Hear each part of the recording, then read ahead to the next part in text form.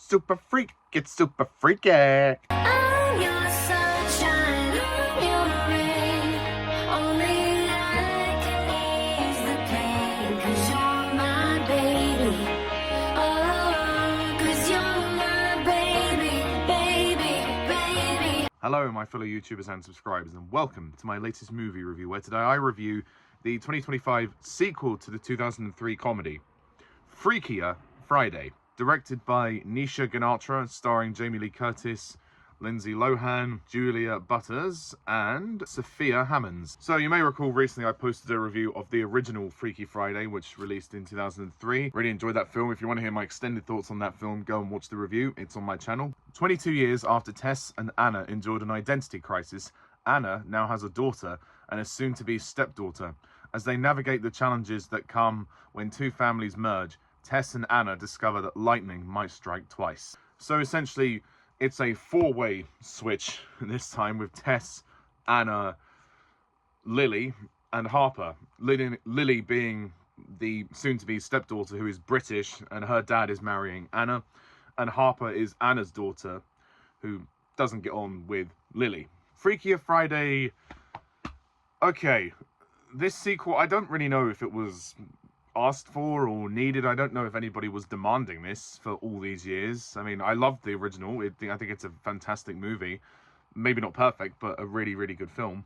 As for this one, I sat there and watched it last night with my friends, and admittedly, I actually had quite a good time. While I don't think this movie is at all necessary, we could have lived without it. It would have been fine to just leave the first film as it was. This is a pretty good film for what it is. I think it may have released a few 2 years late after people really cared, but it's nice to see that there are some people that are enjoying this movie. I have to say though, much like Home Alone 1 and 2, this sequel feels pretty much exactly the same. It is beat for beat the same movie as the first one, with minor differences.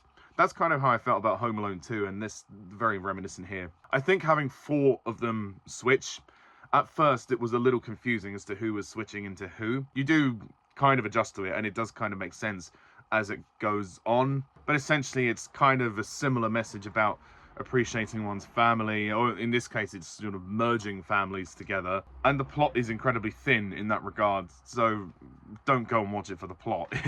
Go and watch it to be entertained. I was entertained by this film, and there were some nice moments, and there were some nice callbacks to the first movie. And the acting is really, really good. You know, considering that they're having four people swap around this time, that could have very easily got convoluted, but no, they managed to make it work in a good and interesting way, and that's through the acting. Jamie Lee Curtis returns as Tess. I do think she is better in the first film. Maybe it's because she's younger, I don't know, but I did like her in this one, and nice to see some more of that spunk come back with her character. Lindsay Lohan is back as Anna Coleman, and you know, Lindsay Lohan is a great actress, I think, and despite what you may think about her personal life, I think that she is an incredibly talented and gifted actress, and it's so good to see her back. And I like the sense that her character has changed as well. In the first film, she was a teenager, and now she's a mother, and she's a music producer as well. Like, she has advanced in her life in quite some time, and she ends up falling in love with Eric, and they actually meet through their daughters, funnily enough, through their daughters actually hating each other in school and getting in trouble. That's where they meet and actually fall in love, so it's kind of interesting. And shout out to the two girls in the film. Julia Butters as Harper, as the daughter. I think she does a really good job, especially when the switch happens and she has to pretend to be Anna. So like, everybody's playing two characters in this film, so hence why it could get a little confusing. But I think she does a very good job and pulls it off, especially in those very heartfelt moments. There's a really good moment at the end of the movie where Anna and Harper perform together on the stage with a song that was written for Harper. I think that's a very nice little touch there, and that's kind of the heart I liked in the first film. And we've also got Sophia Hammons, who, funnily enough, is actually doing a British accent. Yeah, she's doing an English accent for this movie, which you won't realise unless you watch the end bloopers in the credits, where she slips up on one of her lines. And I looked at her IMDb, and it says she's actually from America, which is interesting. So kudos to her for the accent, because it's very good. As someone who is British, Mark Harmon actually returns as Ryan briefly. He's kind of more in the background, but it is nice to have him back as he's Tess's husband. Manny Jacinto as Eric is very nice, very warm character. And very much kind of the Ryan character that we had in the first movie, except he's basically that kind of placeholder now. But he is good, and he does a very good job in those heartfelt moments. And, you know, then there's a nice chemistry with him and Anna. I think him and Lindsay Lohan work quite well together. Chad Michael Murray returns as Jake. Once again, Jake is the character in this series that I feel is very forced. He's always forced into this film. In this one, he's more forced because the two girls, when they've switched, track down Jake and try to use him to split up Anna and Eric. So Jake's inclusion feels a little bit forced and not really that necessary. We could have lived without him in this film, but nice to have the guy back, I suppose, and it was nice to see him. I don't think he was that necessary. And also Christina, Vidal and Haley Hudson return as Anna's friends very briefly. They don't have big roles like they did last time, but they are in this film, and it is nice to see them back. And they do perform their kick-ass song again that we heard in the first film, which is a really nice moment. I feel like the first half of the film was quite slow, and some of the comedy was a little repetitive, although I think Jamie Lee Curtis was really giving her all this time, you know, especially when she tried to do a British accent. That was kind of funny. And the four of them do have quite a good dynamic, although they kind of split off into their various tangents, which is good. Like the two young girls who are then playing the adults split off, and then the adults playing the young girls split off. So in that sense, I appreciate that they did that, because it made it a bit clearer who was who. Like the first film, we get those moments where they interact with other characters and they realize how much other characters love certain people, etc. And so the family dynamic sort of shifts and improves. But much like the first film, you get all the same beats, like the event that causes the switch. In this case, it's the psychic reading, whereas in the first movie it was the fortune cookie or something. And then you have the night when they switch, the morning when they wake up, the days of pretending to be other people, and then you have the rehearsal lunch, everything building up to the wedding, and of course the ending, which is a very similar ending to the first movie. Like I've said, much like Home Alone 1 and 2, it's almost too familiar. It's almost too similar. They had a few differences, but it wasn't really that much. You could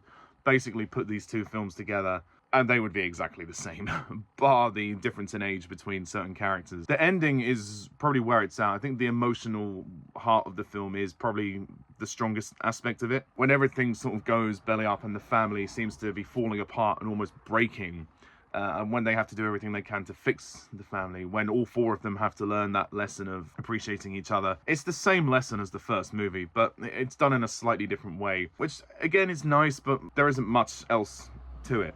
And I would say that the first film was probably a bit funnier, but like I said, I did enjoy this movie and I did have fun with it.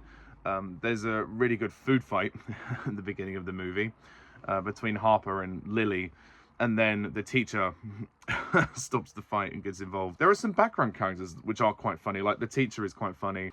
And there's also the lady in the office who is going to approve Anna and Eric's marriage. Obviously, because Eric is British, they have to go through the proper channels there because she's American. And there's also this character called Ella, who is, I think she's like a model or a pop star or something. There's something to do with her splitting up with her boyfriend, and that's included for some reason. I didn't understand why she was in the film. I kind of lost what the point of that was. Like, Anna was, I think, managing her. Like, I think that's why she was in the film. But why we focused on her, I don't know. It just seemed a little bit pointless. I think the direction by Nisha Ganatra is good. And if you haven't seen the first film, you will probably like this film because it is very similar. And it does follow a lot of the same beats. And the acting is just as strong as the first movie. It's just there's four of them switching. I just think the first film is a bit more polished in terms of the writing. It flows a lot better and it's a bit less overcrowded in terms of characters. I mean, especially as like Anna and Tess have been through this before. They've done this before. Does this mean the first film is now redundant? Do they have to learn their same lessons again? Yes and no. It's one of those things you watch it and you go, I don't know if we needed this. I just don't know if we actually needed.